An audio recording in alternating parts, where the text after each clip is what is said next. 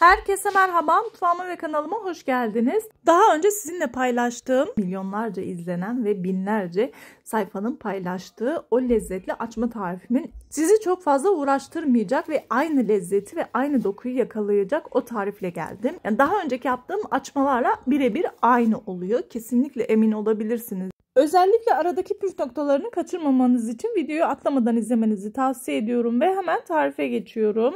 İlk hamurunu hazırlamakla başlıyoruz. Bunun için hamur yoğurma kabıma 2 su bardağı ılık süt, 1 su bardağı ılık su, 1 çay bardağı şeker ve 2 paket instant maya ekledikten sonra karıştırıyorum ve üzerini kapatıp ilk mayalama işlemini gerçekleştirmek için sadece 5 dakika bekletiyorum.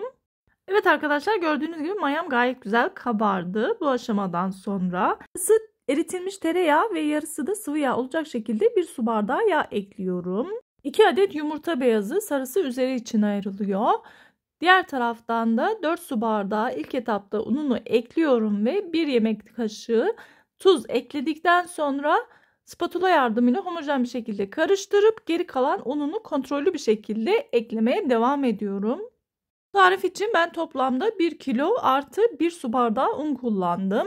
Kıvamı unun kalitesine göre değişkenlik gösterebiliyor. O yüzden lütfen kontrollü bir şekilde ekleyelim. Evet, bu aşamadan sonra hamurumun kıvamını daha iyi hissedebilmem için tezgahımın üzerine alıyorum ve el yordamıyla bu hareketlerle güzelce yoğuruyorum. Hamurumu güzelce toparladım. İyice kıvamının özlü olması için 1-2 dakika üzerini kapatıp beklettim. Sadece ortalığı toparlayana kadar bekletiyoruz. 2 dakikanın sonunda tekrar hamurumu alıyorum elime. Bakın, hemen özlü bir hamur haline geldi. Kıvamının bu şekilde olması gerekiyor. Bu aşamada hamurumu hiç bekletmeden hamur kesme aletiyle bu şekilde eşit parçalara bölüyorum. Ve her parçayı elimle yuvarlayarak portakal büyüklüğünde bezeler haline getiriyorum. Gördüğünüz gibi hamurum gayet güzel, ele yapışan bir kıvam oldu. Burası çok önemli. Bu arada bir hatırlatma yapmak istiyorum arkadaşlar. Eğer videomu beğenirseniz beğenmeyi ve bir sonraki videolarımdan haberdar olmak için bildirimleri açıp kanalıma ücretsiz abone olabilirsiniz. Yorum yapmayı da unutmayın inşallah. Bir de beni diğer sosyal medya hesaplarımdan da takip etmek isterseniz eğer Rahma Baylan olarak aramanız yeterli olacaktır. Yuvarladığım bezelerimi un serptiğim tepsime alıyorum ve bir 5-10 dakika dinlendiriyoruz. Evet, bezelerimiz dinlendi. Böyle fosur fosur oldu. Siz de görüyorsunuz. Şimdi bunu tek taraflı olarak uzatıyorum ve merdane yardımıyla yine tek taraflı olarak incecik açıyorum. Bu aşamada özellikle bu tarifte kesinlikle oklava kullanmıyoruz. Yani bunun için hamur açmayı bilmenize kesinlikle gerek yok. Görüyorsunuz, tek taraflı hareketlerle gayet güzel incecik açtım. Daha sonra oda sıcaklığındaki tereyağımı 2 seferde alıp hamurun her tarafına sürüyorum gördüğünüz gibi.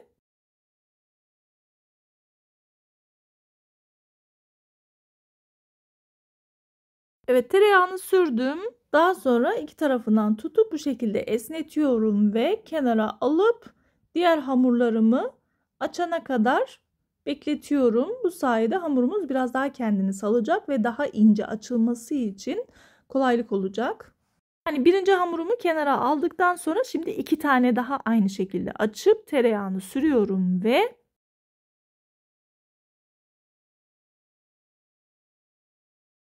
üçüncü yağladığım hamuru da kenara aldıktan sonra yağladığım birinci hamuru tekrar tezgahın üzerine alıyorum ve bu şekilde iki taraflı asılarak hamuru bu şekilde çekiştirerek rulo haline getiriyorum.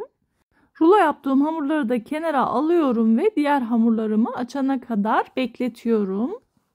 Bütün hamurlarım bitene kadar aynı işlemi dönüşümlü olarak tekrarlıyorum.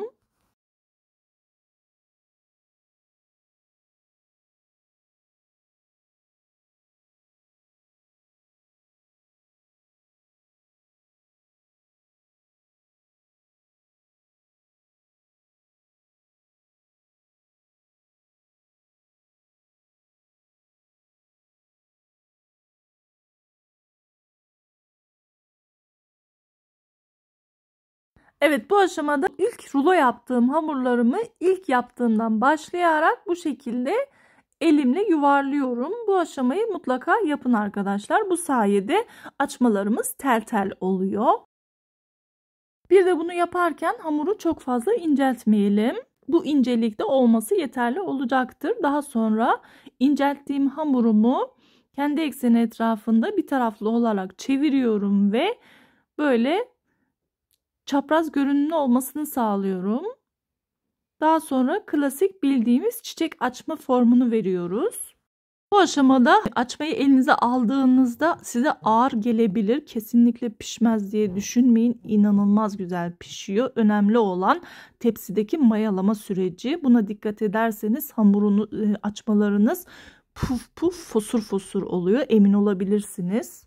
Evet, rulolarımı gördüğünüz gibi kontrol ede açmalarımı yapmaya devam ediyorum. Bunu da nasıl yapıyorum? Bakıyorum en böyle havalı havalı duran rulo hangisi ise ondan devam ediyorum. Evet, gördüğünüz gibi açmalarımı tepsime yerleştirdim. Daha sonra yarım saat mayalanmasını bekledim.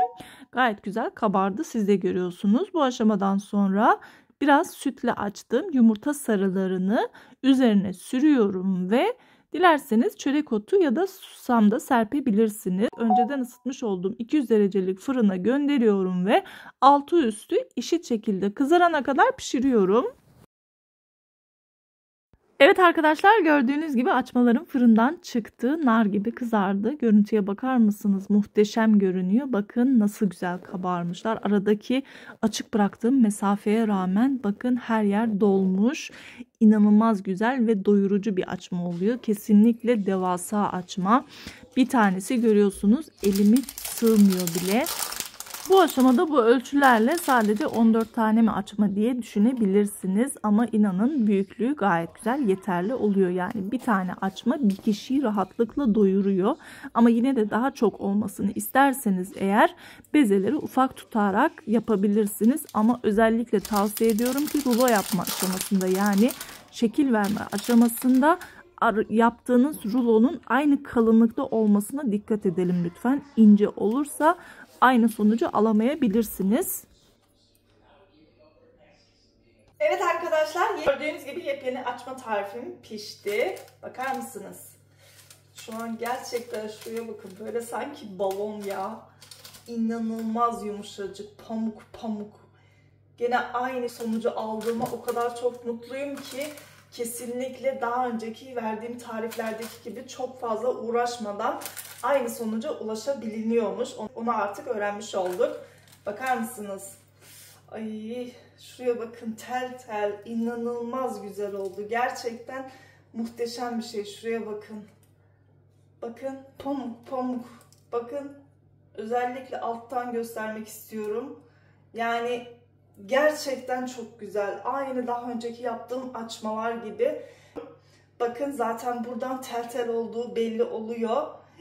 Ay, şuraya bakın. Çok güzel. İnanılmaz güzel. Bakar mısınız? Of of. Bakın tel tel, pamuk pamuk. Muhteşem bir şey oldu. Gerçekten bu verdiğim yeni yöntemle inanılmaz güzel açmalar yapabileceksiniz. Şuraya bakın. Tel tel, bakın bakın. Bakın, kesinlikle tavsiye ediyorum. Zaten lezzetini anlatamam yani. Böyle asla yavan değil. Yedikçe yiyesiniz geliyor. Daha önceden bu tarifin benim başka versiyonunu yaptığımda 6 milyon izlendi. Bakar mısınız? Tel tel, pamuk. Yani muhteşem bir şey.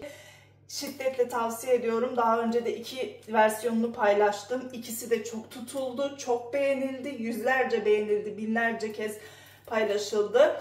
Ama inanın bu kadar kolayını yapmamıştım daha önce. Bu aşırı kolay, asla uğraştırmıyor, emin olabilirsiniz.